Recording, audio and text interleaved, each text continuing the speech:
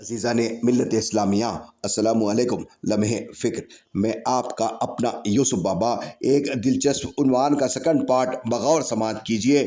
دنیا چاند پر گھر بنا رہی ہے، ہم ابھی تک طہارت کے طریقوں سے بھی ناواقف۔ آپ بھلے ہی خدا سے نہ ڈرتے ہوں، ہمیں اس حدیث پر کوئی شک نہیں، اگرچہ کہ وہ صحیحین میں نہیں ہے کہ زکوٰۃ کی عدم ادائیگی سے بارش روک لی جاتی ہے، لیکن اس حدیث کا موقع و محل کیا ہے؟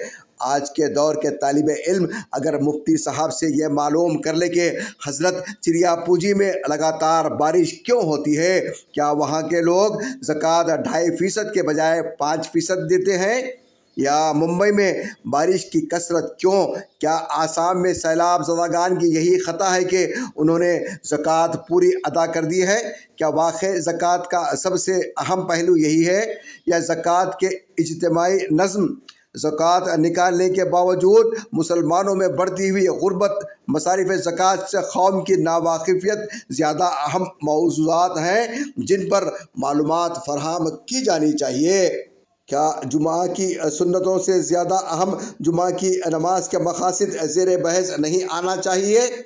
کیا یہ حقیقت نہیں ہے کہ اس وقت ہم عبادات کے مقصد سے غافل ہو گئے ہیں، جس کے سبب ہماری عبادتیں بے ثمرہ، بے اثر ہو کر رہ گئی ہیں؟ ملک کے مسلمانوں کی عجیب صورتحال ہے، وہ تعلیم کے نام پر شیخ بیمار کی مرتب کردہ کتاب پڑھتے ہیں، وہ مشورے کے نام پر نماز سے غیر حاضر رہنے والوں کی فہرست سازی کرتے ہیں۔ بڑی اچھی بات ہے، نماز پڑھنے کی ترغیب دی جانی چاہیے، بے نمازیوں سے ملاقات کر کے انہیں نماز کی طرف راغب کرنا چاہیے، لیکن ایک مسجد کا حلقہ زیادہ سے زیادہ 150-200 گھروں پر مشتمل ہوتا ہے۔ کیا 70 سال میں یہ کام پورا نہیں ہو سکا؟ کیا واقعی محلے کا طول و عرض اس قدر زیادہ ہے کہ ایک جماعت اس کا احاطہ 70 سال میں نہیں کر پائی؟ میرے عزیز دوستو، وقت کی خبر لو، حالات حاضرہ پر نظر رکھو، دوسری قوموں سے سبق لو۔ مشابہت صرف لباس میں نہیں بلکہ اطوار میں بھی ہوتی ہے۔ اپنی شادی بیاہ، مرنے جینے کی رسم اور تہواروں پر نظر ڈال کر دیکھو اور جائزہ لو، اغیار کے کون کون سے طریقے تم نے داخل شریعت کر لیے ہیں۔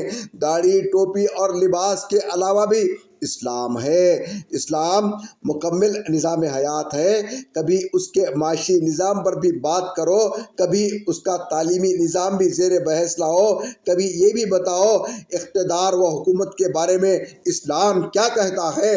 حضور کی سنت بادشاہوں کو دعوت اسلام بھی ہے۔ حضور کی سنتیں جنگ بدر، جنگ احد اور جنگ خندق میں بھی ہیں۔ کبھی اجتماعیت کے آداب بھی سکھاؤ، غسل کی سنتیں بیان کرنے والوں، کبھی محلے کی صفائی اور سڑکوں کے انکروچمنٹ کے بارے میں بھی اسلام کا موقف جانو۔